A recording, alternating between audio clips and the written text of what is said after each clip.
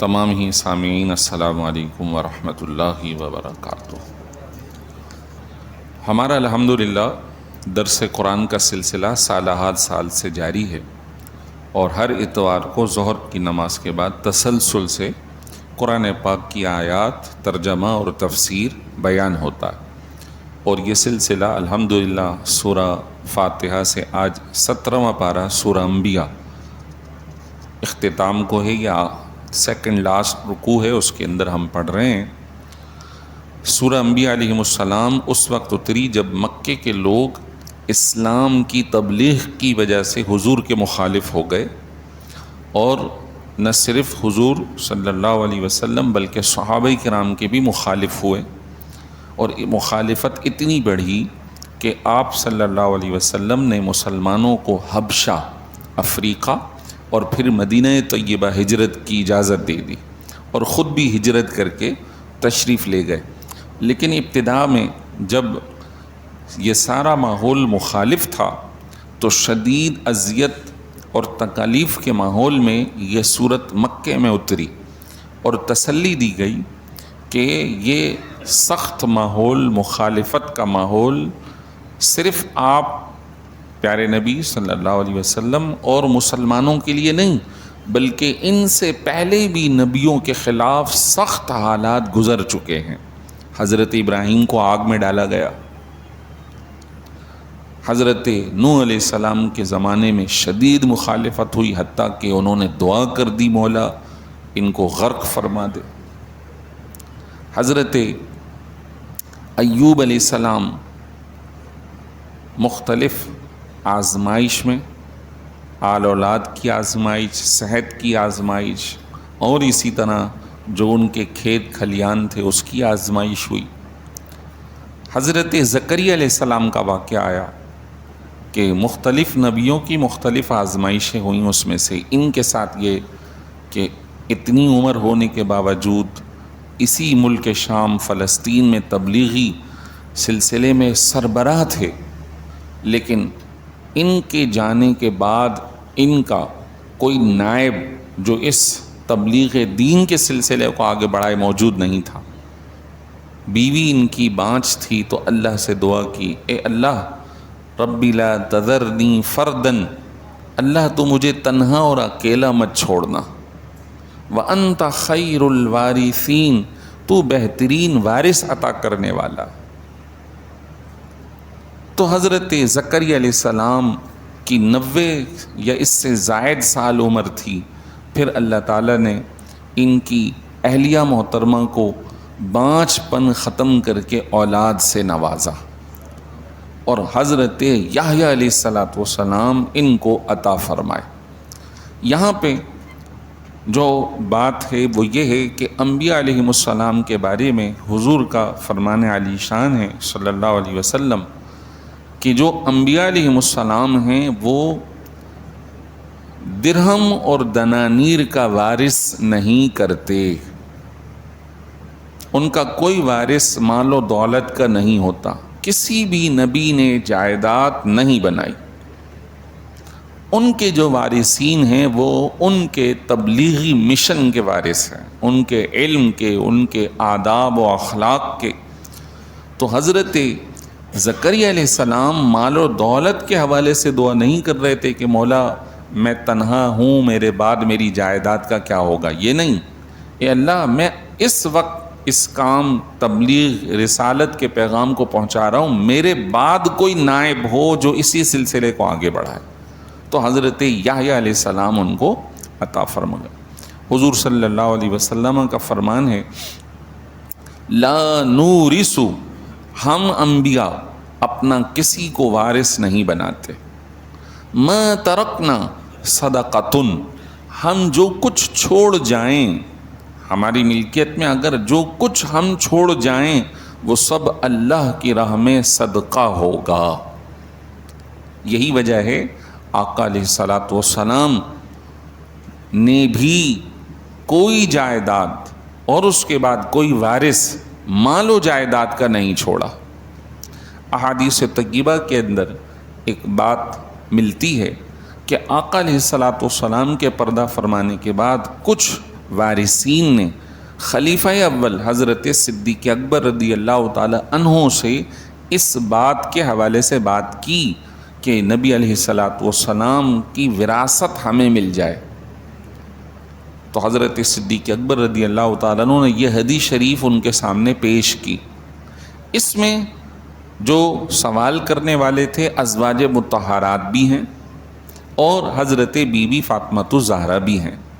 جب ان دونوں کو یہ حدیث شریف سنائی گئی اور پیچھے انبیاء علیہ السلام کا تذکرہ کیا گیا، تو ان دونوں ہی یعنی ازواج مطہرات کی جماعت نے بھی، حضرت بی بی فاطمہ الزہرا نے بھی اپنے مطالبے سے رجوع کر لیا۔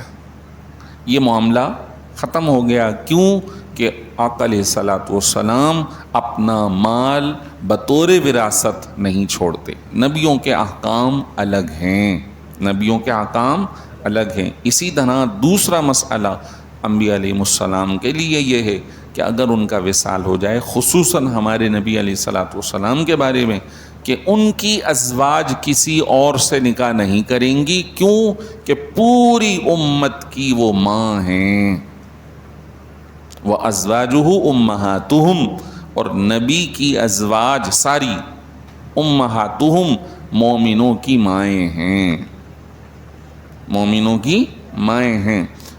انبیاء علیہ السلام کا حکم ایسا ہی ہے جیسے کہ حی یعنی زندہ، ان کے بارے میں عام مرحومین کے احکام جاری نہیں ہوتے۔ سیدی اعلیٰ حضرت رحمۃ اللہ تعالی علیہ نے بہت ہی شاندار بات بطور عقیدہ ارشاد فرمائی، انبیاء کو بھی اجل آنی ہے۔ انبیاء علیہ السلام پر یہ حکم آیا ہے، کل نفس ذائقۃ الموت، لیکن ایسی کہ فقط آنی ہے۔ ادھر جو دوسرا جملہ ہے آن یعنی آنے واحد، ایک لمحے کے لیے، لیکن ایسی اجل کہ فقط ایک آن کے لیے آئی، اس کے بعد ان کی حیات مثل سابق جسمانی ہے، جیسے پہلے حیات تھی ویسے ہی اللہ تعالیٰ انہیں حیات عطا فرما دیتا ہے۔ تو سارے انبیاء علیہ السلام اپنے اپنے مزارات شریف میں حیات ہیں، اور کیوں حیات نہ ہوں، کیوں حیات نہ ہوں؟ آج ہم امام علی مقام شہدائے کربلا رضوان اللہ علیہم اجمعین کے اظہار ثواب کی اس محفل میں بیٹھے ہیں، ان کے درجات کی بلندی کے لیے دعا گو ہیں، اور ان کے وسیلے سے اپنے لیے بخشش کہ ہم سامع کی دعا کرنے والے ہیں۔ سارے شہداء اللہ کی بارگاہ میں زندہ ہیں۔ شہداء کو زندہ ہونے کی یہ فضیلت کیوں ملی ہے؟ صرف اور صرف اس وجہ سے کہ وہ نبی پر ایمان لائے ہیں۔ کیونکہ مرے تو کفار بھی ہیں جنگوں میں، لیکن ان کے لیے یہ حکم نہیں ہے، بلکہ ان ہمارے شہداء کے لیے تو کہنا بھی جائز نہیں ہے۔ وَلَا تَقُولُوا لِمَنْ يُقْتَلُ فِي سَبِيلِ اللَّهِ أَمْوَاتٌ، تم کہو بھی نہیں کہ جو اللہ کی راہ میں انتقال کر گئے انہیں تم مردہ کہو بھی نہیں۔ اور ایک آیت میں وَلَا تَحْسَبَنَّ الَّذِينَ قُتِلُوا فِي سَبِيلِ اللَّهِ أَمْوَاتًا، تم انہیں گمان بھی نہ کرو کہ وہ مرحوم ہیں، مردہ ہیں، بل احیاء عند ربہم یرزقون، وہ تو اللہ کی بارگاہ میں زندہ ہیں، انہیں رزق بھی دیا جاتا۔ تو نبیوں کی تصدیق کی وجہ سے انہیں یہ مقام اور فضیلت ملی ہے کہ وہ شہید ہونے کے بعد زندہ ہیں، نہ انہیں مرحوم گمان کرنا ہے نہ انہیں کہنا ہے۔ تو جس نبی کی تصدیق کر کے یہ اس مقام کو پہنچے ہیں، تو نبی وہ ہے جو ساری امت سے فضیلت رکھتا ہے۔ اگر نبی کو حیات مانا نہ جائے تو پھر اس کا مطلب نبی درجے میں کم اور شہید درجے میں زیادہ، یہ عقیدے اور بنیادی عقیدے کی مخالفت ہے۔ اس وجہ سے یہ بات یاد رکھیں کہ انبیاء علیہ السلام امت کے ہر فرد سے اولا اور مقام میں شرف اور بلندی رکھتے ہیں۔ درود پاک پڑھیں، اللہم صلی سیدنا مولانا محمد معدن الجود والکرم۔ تو حضرت زکریا علیہ السلام نے دعا مانگی، اے اللہ تو مجھے تنہا مت چھوڑنا، تو بہترین وارث عطا کرنے والا ہے۔ اور سورہ مریم میں ہے یرثنی، وہ میرا وارث ہو جائے۔ تو ان تمام کے اندر علم، فضل و مناقب، اخلاقیات اور پیغام دین جو اللہ کی جانب سے انہیں دیا گیا، اس کو آگے پھیلایا، وہ وارث کا تقاضا کر رہے تھے۔ آقا علیہ الصلوۃ والسلام نے ہماری اس امت کے اندر جہاں وارث خاندانی جائیداد کے نہیں چھوڑے، لیکن اپنے نائب وارثین بہت الحمدللہ چھوڑے۔ ان میں خود آپ کے خاندان کے، اہل بیت اطہار کے چشم و چراغ، خود حضرت علی المرتضیٰ، ان کی آل اولاد، جن کو ائمہ دین کا لقب دیا گیا، امام ہیں، وہ ہمارے پیشوا ہیں، امام حسین، امام جعفر صادق، امام زین العابدین۔ امام کا مطلب وہ کہ جس کو فالو کیا جائے، جس کی اتباع کی جائے، جو سربراہ ہو۔ ان حضرات نے دینی کام میں، نظریے کے کام میں، نظریات کے کام میں، حق و صداقت کے بیان کرنے میں کبھی انہوں نے پس و پیش نہیں کیا، سستی نہیں کی، بلکہ اس حق کو ادا کیا۔ اور نہ صرف تبلیغ کر کے، بلکہ ایک سیاسی پس منظر میں بھی۔ یہ ایک حکومتی مخالفت کا مسئلہ تھا، اور وہ چاہتا تھا یزید اور اس کے حواری کہ میری ہر بات کو یہ تسلیم کر دیں۔ تو ایک سیاسی اور حکومتی مسئلہ تھا۔ اس میں اگر امام صاحب فرماتے کہ بھئی ہم تو تسبیح کرتے ہیں، سبحان اللہ، الحمدللہ، نماز پڑھنا شروع کر دیتے ہیں، تمہارا جو جی چاہے کرو، ہم تمہاری حمایت کرتے ہیں، تو وہ کر سکتے تھے، لیکن آپ نے ایسا نہیں کیا۔ کہ سب سے بڑا جہاد یہ ہے کہ الکلمۃ الحق عند السلطان الجائر، جب بادشاہ ظالم ہو، حق کے خلاف کام کر رہا ہو، ریاست کا والی بن رہا ہو، تو ایسے کے سامنے کلمہ حق کہنا سب سے بڑا جہاد ہے۔ تو ایک جہاد وہ ہے جو میدان میں آپ اپنی تلوار، اپنے ہتھیار لے کر جان کو پیش کرتے ہیں، اور ایک جہاد وہ ہے جو نظریے کی حفاظت کرتے ہیں، نظریے کی حفاظت کرتے ہیں، لوگوں کے ایمان اور اسلام کی حفاظت کرتے ہیں۔ الحمدللہ ان ائمہ اہل بیت نے اس کام کو بھی بہت ہی بخوبی، بأحسن انداز کے اندر کیا، اور اس موقع پر اپنے سارے آل و اولاد کو میدان کربلا میں لا کر پیش کر کے، شہادت حاصل کر کے ایک نظریے کو بچایا کہ ہمیشہ حق کا ساتھ دیا جائے، ہمیشہ اسلام اور شریعت کی بات کی جائے، چاہے سامنے والا کتنا ہی قوت میں، مال و دولت میں، منصب میں اعلیٰ ہو۔ حضرت امام حسین رضی اللہ تعالیٰ عنہ اور شہدائے کربلا کے بعد بھی ائمہ، ہمارے بزرگان دین، ہمارے صالحین امت نے بھرپور اس کام کو نبھایا ہے۔ اسی وجہ سے وہ امام کہلاتے ہیں، علماء کہلاتے ہیں، محدثین کہلاتے ہیں۔ سبحان اللہ۔ تو یہاں جو بات چل رہی ہے وہ یہ ہے، پھر اللہ تعالیٰ نے فرمایا فاستجبنا لہ، ہم نے ان کی دعا کو قبول کر لیا، ووہبنا لہ یحییٰ، ہم نے انہیں یحییٰ عطا کیے، واصلحنا لہ زوجہ، ہم نے زکریا کے لیے ان کی بیوی کو صحت مند کر دیا، جو بانجھ پن تھا وہ ختم کر دیا۔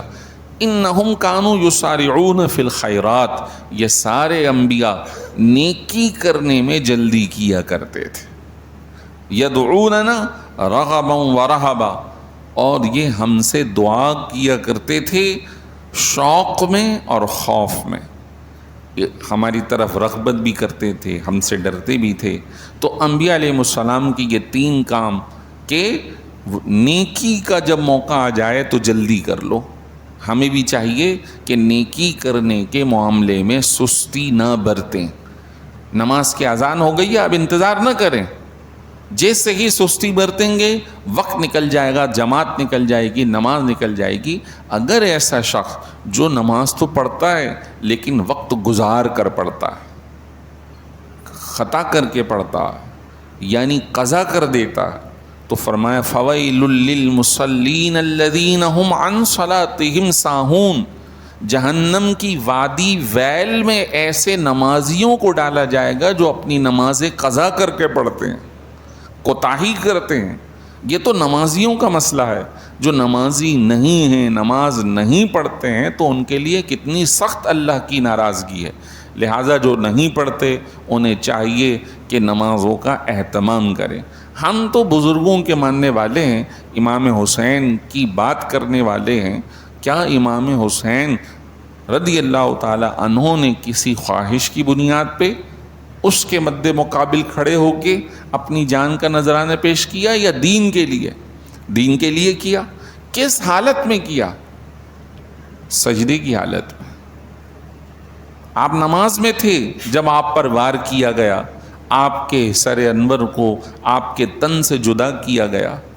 آپ کے سر انور کو جب نیزے پر چڑھایا تو ساری ہی کتابیں یہ کہتی ہیں کہ آپ کے لب ہل رہے تھے اور اس سے قرآن کی تلاوت کی آواز آ رہی تھی۔ یہ آپ کی کرامت ہے۔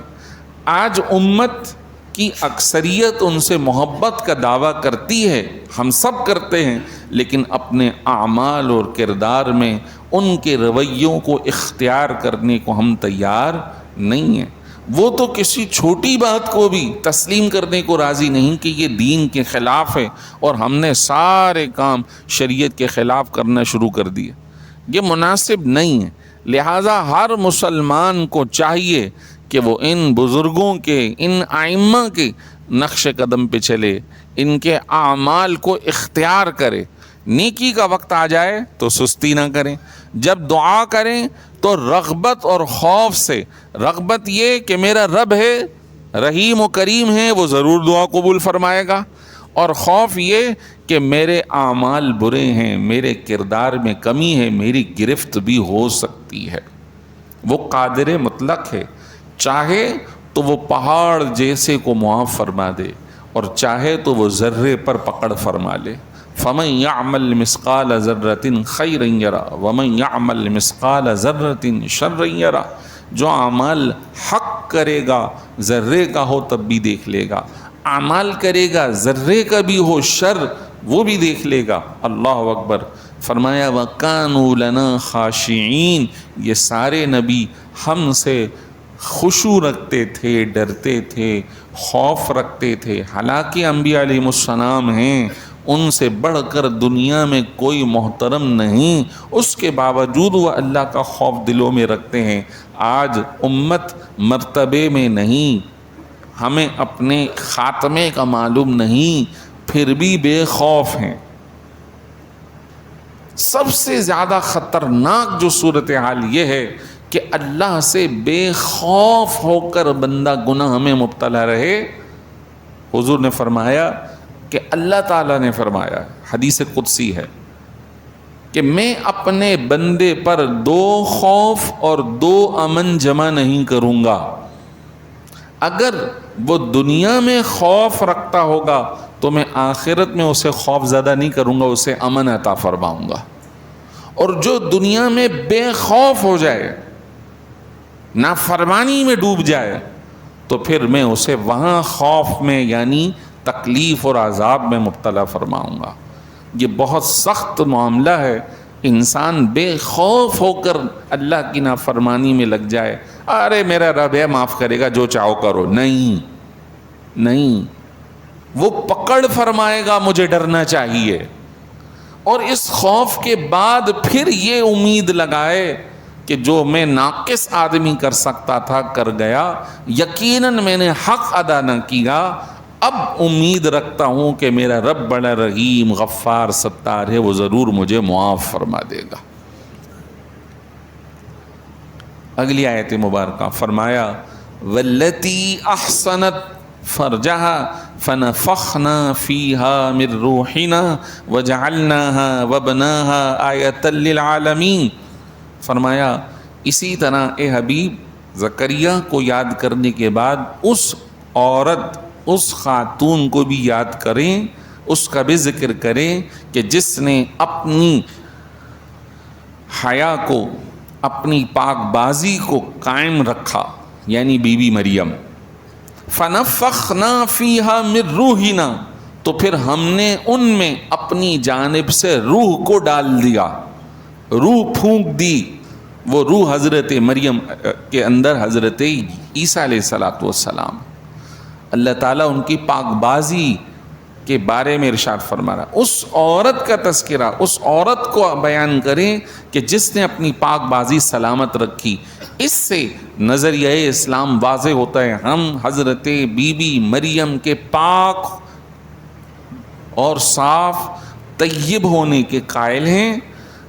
یہودی حضرت عیسیٰ کی والدہ پر زنا کا الزام لگاتے ہیں، نعوذ باللہ من ذالک۔ ہم اس نظریے کا رد کرتے ہیں، ہم کہتے ہیں کہ حضرت عیسیٰ کی والدہ محترمہ نیک be be Parsa be be تھیں، یہ ہمارے رب نے ہمیں بتایا، یہ ہمارا عقیدہ ہے۔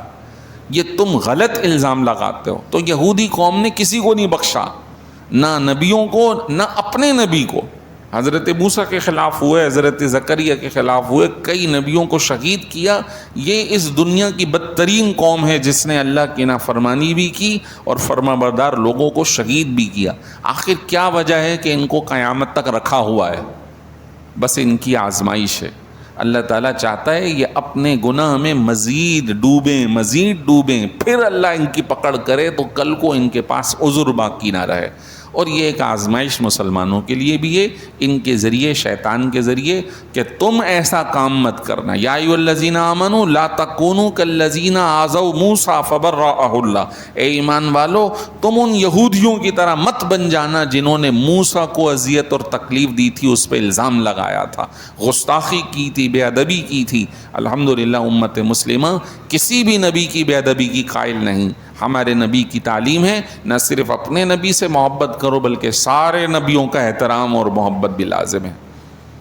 فرمایا مزید ہم نے انہیں اور ان کے بیٹے کو تمام دنیا جہاں والوں کے لیے، عالمین کے لیے نشانی بنا دیا ہے کہ ان کی ماں کو بن شوہر کے اولاد سے نوازا، اللہ اس پر قادر ہے، اور حضرت عیسیٰ کو بن باپ کے دنیا میں پیدا فرمایا، اللہ اس پہ قادر ہے، اور پھر انہیں درجات عطا فرمائے۔ بی بی مریم کو ان کے ہجرے میں بلا زمانے کے، بلا موسم کے کھانا فراہم کیا۔